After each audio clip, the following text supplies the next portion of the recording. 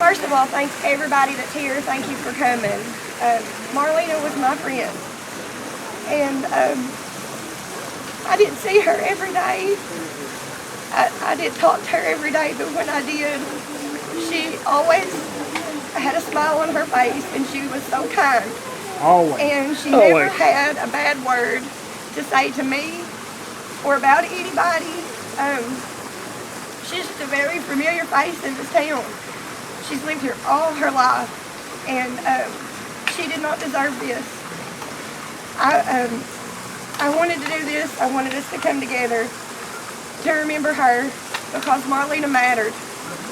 And it doesn't matter if you live at the homeless shelter, or if you live under a bridge, or if you live in the most expensive house up on top of Hospital Hill. You matter. And Marlena mattered. She sure did. And, Amen. I don't want anybody to forget her. The first poem that I wanted to read, it's called You Mattered to Me. So I want to read this, and then John's going to read this one, and then we'll light our candles and have a moment of silence. There's a song actually that I wanted to play before we light our candles. Well, after we light our candles. Or whenever, okay? But the poem is entitled, You Matter to Me. And I couldn't find the author, but we'll just say the author's unknown so that somebody gets credit for it, but I did not write this. You lived your life thinking that no one cared. You thought you were all alone, your heart feeling tattered. I'm here to tell you that you were wrong, because you see, to me, you mattered. I loved you when you were angry and mean. I loved you when you were kind as could be. I loved you not because I had to.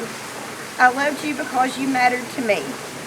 It hurts to know that now you're gone, and never will your face again I see. I hurt not because I'm supposed to. I hurt because you mattered to me. I have to live on each day without you. It doesn't get easier as it's supposed to be. I feel the loss of you in my very soul, because you see, you mattered to me. Your laugh, your smile, your funny wit. The times it was just you and me. I will miss you with all my heart, because you still matter to me. Okay. That's Marlene. Yeah. It is. It sure is. And I hope you see in the angels fly. I hope you angels know what they have.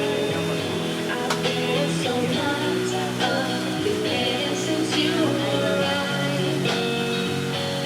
Tell me what you will do up in heaven. All your days in love and light. Is there music? Is there art and adventure life? Cause here on earth feels like everything could be saved since you left. And here You truly love it.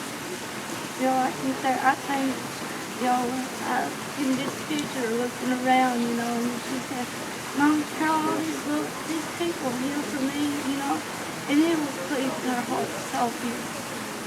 And for my family, Jason, we thank you all. And we love you all. My name is Tracy Stacy Ritchie. I grew up as Tracy Stacy.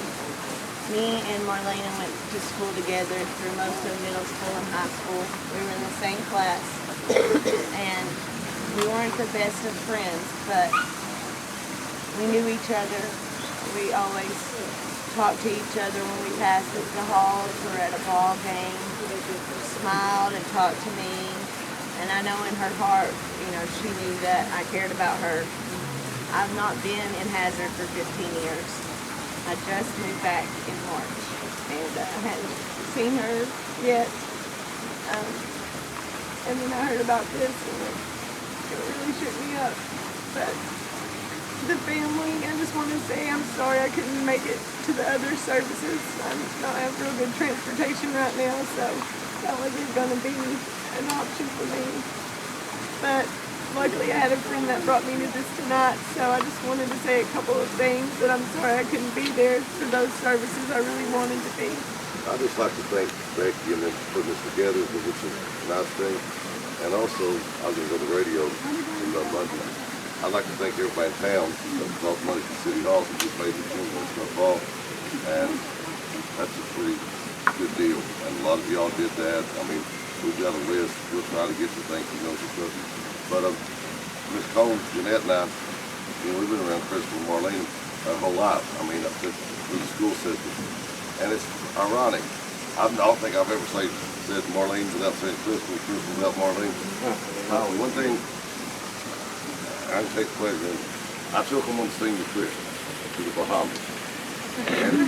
And if you know how they are, when we got to Well, you messed up. we got to Jill Combs High School, and they started crying.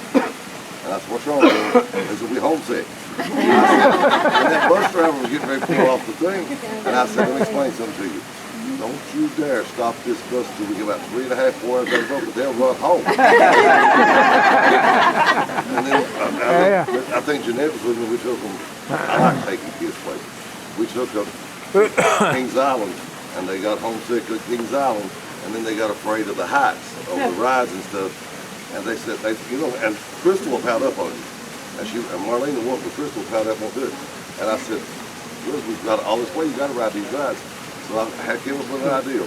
I took them over to that section, had the scrambler, the tilt-a-whirl, the Ferris wheel. I said, now you at the Black Girl Festival, they rode everything all night long. Thank y'all for coming. Thanks, Anthony. I'm sorry.